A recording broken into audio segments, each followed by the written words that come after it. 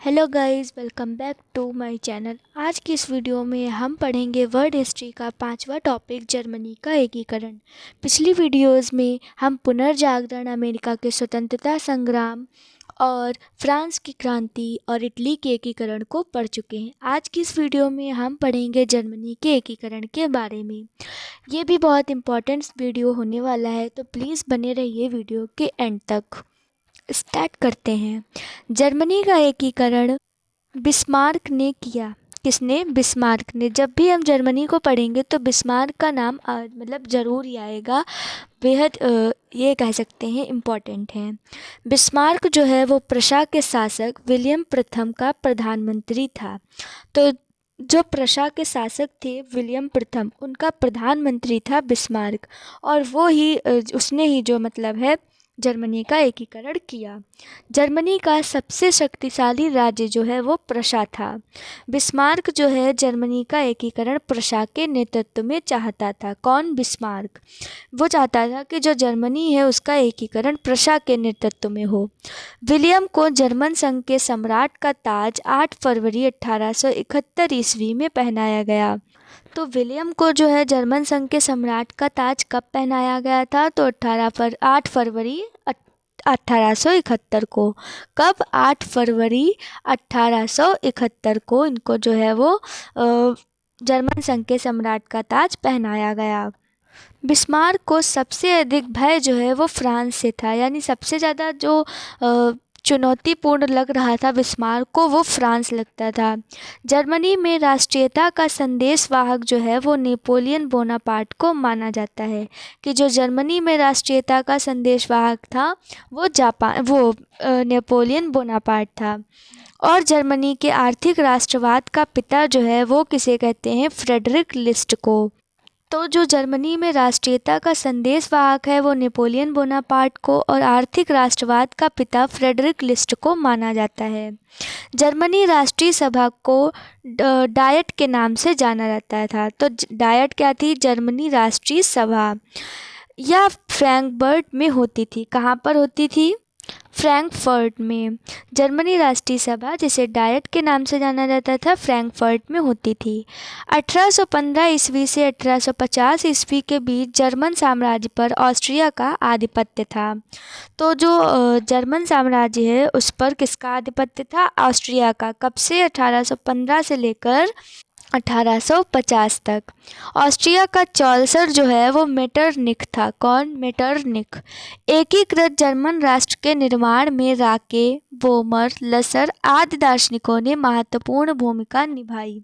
Frankfurt संविधान सभा का गठन मई 1848 ईस्वी में किया गया। विलियम प्रथम के शासनकाल में प्रशा का रक्षा मंत्री था वॉन रून, और सेनापति वॉन मॉल्टेक था। तो जब विलियम प्रथम थे मतलब वो शासन कर रहे थे, उस समय प्रशा का रक्षा मंत्री था वॉन रून, और सेनापति था वॉन मॉल्टेक, और प्रधानमंत्री कौन था? तो वो थे बिस्मार्क। 23 सितंबर 1862 ईस्वी को बिस्मार्क जो है वो प्रशा का चांसलर बन गया। चांसलर एक पद होता है। तो बिस्मार्क प्रशा का चांसलर कब बना? तो 23 सितंबर 1862 ईस्वी को। अगर हम बात करें बिस्मार्क के जीवन के बारे में, तो बिस्मार्क का जन्म हुआ था 1 अप्रैल 1815 ईस्वी को ब्रेडनबर्ग में। कहाँ पर? ब्रेडनबर्ग में। विलियम प्रथम है, उन्होंने बिस्मार्क को बाजीगर कहा था। क्या कहा था? बाजीगर। तो बाजीगर किसको कहा गया है? बिस्मार्क को। किसके द्वारा? तो विलियम प्रथम के द्वारा। फिर है जो है सेरेजोवा के युद्ध में 1866 ईस्वी में ऑस्ट्रिया ने प्रशा के आगे आत्मसमर्पण कर दिया। यानी जब सेरोजोवा का युद्ध हुआ, पहले तो जो है लगभग 1815 से 1850 तक जो है जर्मन पर जो है ऑस्ट्रिया का कब्जा रहा, या कहें उसका आधिपत्य था। लेकिन जब सेरोजोवा का युद्ध हुआ 1866 में, ऑस्ट्रिया ने फिर प्रशा के आगे जो है वो आत्मसमर्पण कर दिया, यानी सरेंडर कर दिया खुद को। फिर 23 अगस्त 1866 ईस्वी के प्राग संधि के तहत ऑस्ट्रिया जर्मन संघ में शामिल हुआ। तो 23 अगस्त 1866 ईस्वी की जो प्राग संधि थी उसके द्वारा ऑस्ट्रिया जो है वो जर्मन संघ में शामिल हुआ। फ्रांस और प्रशा के बीच जो सेडान का युद्ध था वो 15 जुलाई 1870 को हुआ।